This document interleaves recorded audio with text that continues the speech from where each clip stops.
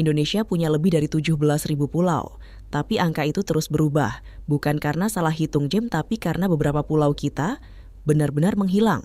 Ada yang tenggelam karena alam, ada yang dihapus dari peta resmi, dan ada yang hilangnya sampai sekarang belum ada penjelasan resmi. Di video ini kita akan bahas pulau-pulau Indonesia yang tidak lagi ada, dan kenapa sebagian besarnya hampir tidak pernah diberitakan. Sebelum mulai, ada satu hal yang perlu kamu tahu. Indonesia adalah negara kepulauan terbesar di dunia, dan justru karena itu, tidak ada satupun lembaga yang bisa memantau setiap pulau secara real time.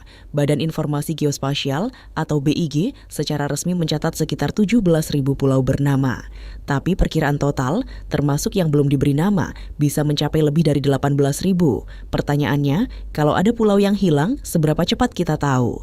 Jawabannya seringkali tidak cepat sama sekali, dan itulah yang membuat cerita ini menarik. Pulau Nipah, Pulau Ocean Thirst, pulau yang nyaris raib tapi diselamatkan di menit terakhir. Kita mulai dari pulau yang mungkin paling berbahaya kisahnya, Pulau Nipah. Pulau kecil ini terletak di Kepulauan Riau, tepat di perbatasan antara Indonesia dan Singapura. Dan pada akhir tahun 1990-an, pulau ini hampir tidak ada lagi di permukaan laut. Penyebabnya, penambangan pasir laut ilegal yang berlangsung bertahun-tahun. Pasir dari Kepulauan Riau, termasuk kawasan sekitar Nipah, diekspor besar-besaran ke Singapura. Singapura membutuhkan pasir untuk reklamasi, dan pasir itu diambil dari dasar laut di sekitar pulau-pulau kita. Akibatnya, daratan Pulau Nipah terkikis, air laut masuk lebih dalam. Pada saat kondisinya paling buruk, hampir seluruh permukaan pulau ini tenggelam saat air pasang. Tapi ada yang membuat Nipah berbeda dari pulau-pulau lain yang hilang. Pemerintah Indonesia sadar bahwa kehilangan Nipah bukan sekadar kehilangan sebidang tanah kecil. Ini soal batas wilayah. Jika sebuah pulau tenggelam dan tidak bisa lagi dijadikan titik referensi, garis perbatasan bisa bergeser. Dan itu artinya Indonesia bisa kehilangan wilayah laut yang jauh lebih besar. Maka pada awal 2000-an, pemerintah melakukan reklamasi darurat di Pulau Nipah. Pasir ditambahkan kembali, tanggul dibangun, dan pulau itu secara harfiah diselamatkan dari kepunahan. Tapi berapa banyak pulau lain yang tidak sepenting Nipah secara geopolitik? Berapa banyak yang tidak ada yang repot menyelamatkan? Mari kita bicara soal itu. Pulau-pulau yang tenggelam tanpa nama. Menurut data dari Kementerian Kelautan dan Perikanan, sejak tahun 2000-an, Indonesia telah kehilangan puluhan pulau kecil. Sebagian besar karena kombinasi dari 3 faktor. 1. Kenaikan permukaan air laut akibat perubahan iklim. 2. Abrasi pantai yang dipercepat oleh penambangan pasir. 3. Hilangnya terumbu karang yang selama ini menjadi pondasi alami pulau-pulau kecil. Pulau-pulau yang paling rentan adalah yang luasnya kurang dari 1 hektar, kira-kira seluas 1 lapangan sepak bola. Dan kebanyakan dari mereka tidak punya nama resmi, tidak ada penduduk, tidak ada yang memperhatikan saat mereka pergi. Sampai seseorang mencoba menghitung jindom dan angkanya membuat banyak orang tidak nyaman. Sekarang kita masuk ke bagian yang lebih rumit. Karena tidak semua pulau yang hilang dari peta itu benar-benar tenggelam. Beberapa dihapus, dan ada beberapa alasan mengapa itu bisa terjadi.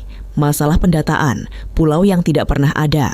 Secara resmi pada tahun 2017, Indonesia secara resmi mendaftarkan 16.056 pulau ke PBB. Jumlah ini turun drastis dari klaim sebelumnya yang mencapai lebih dari 17.000. Kenapa bisa berkurang ribuan? Ternyata proses verifikasi mengungkap sesuatu yang mengejutkan. Banyak pulau dalam daftar lama ternyata adalah batu karang yang hanya muncul saat air surut, gosong pasir yang bergerak, atau bahkan kesalahan pencatatan yang sudah berlangsung puluhan tahun. Jadi bukan hilang dalam arti fisik, tapi hilang dari daftar resmi karena memang seharusnya tidak ada di sana. Tapi ini justru memunculkan pertanyaan baru. Kalau pendataan kita bisa sesalah itu, berapa pulau yang mungkin tidak tercatat sama sekali? Pulau berhala, rebutan yang membuat satu pulau hilang dari satu provinsi. Ini kasus yang berbeda dan lebih politis. Pulau berhala adalah pulau kecil yang terletak di Selat Malaka. Namanya mungkin terdengar asing, tapi ceritanya cukup dramatis. Selama bertahun-tahun, Pulau Berhala menjadi rebutan antara 2 provinsi, Riau dan Jambi. Kedua provinsi mengklaim bahwa pulau itu masuk wilayah administratif mereka. Dan sengketa ini berlangsung sangat lama, sampai akhirnya Mahkamah Agung memutuskan pada 2011 bahwa Pulau Berhala masuk ke Provinsi Kepulauan Riau. Artinya, dari sudut pandang Jambi, mereka kehilangan sebuah pulau, bukan karena tenggelam, tapi karena diputuskan bukan milik mereka. Kasus seperti ini terjadi di beberapa titik lain di Indonesia, dan hasilnya selalu sama. Satu pihak kehilangan pulau di atas kertas, meski pulau itu masih berdiri di tempatnya. Sekarang kita sampai di bagian yang mungkin paling penting dari seluruh video ini. Pulau-pulau yang hilang waduk baik karena tenggelam, karena sengketa, atau karena penghapusan administratif bukan sekadar soal statistik. Ini soal kedaulatan. Indonesia memiliki lebih dari 90 pulau terluar yang menjadi titik dasar penentuan batas wilayah negara. Kalau satu pulau hilang dari titik-titik itu, batas wilayah laut Indonesia bisa bergeser. Dan bergeser dalam konteks ini bisa berarti kehilangan wilayah laut seluas ratusan bahkan ribuan kilometer persegi. Wilayah laut yang di dalamnya ada sumber daya alam, ada jalur pelayaran, ada zona ekonomi eksklusif yang nilainya tidak bisa dihitung. Pemerintah Indonesia sebenarnya sadar akan ancaman ini. Program pendataan dan penamaan pulau sudah berjalan sejak lama, tapi dengan lebih dari 17.000 pulau yang tersebar di lautan seluas 5,8 juta kilometer persegi, pengawasannya tetap menjadi tantangan yang belum sepenuhnya terpecahkan. Dan sementara kita menunggu solusinya, pulau-pulau kecil itu terus menghadapi ancaman yang tidak pernah berhenti. Air laut yang naik, pasir yang terus diambil, dan perubahan iklim yang tidak menunggu siapapun. Indonesia adalah negara yang kekayaan wilayahnya sering kita anggap sudah pasti ada. Tapi cerita-cerita ini mengingatkan kita, tidak ada yang benar-benar permanen, bahkan daratan pun bisa pergi. Yang bisa kita lakukan adalah tahu, dan dengan tahu, setidaknya kita bisa peduli.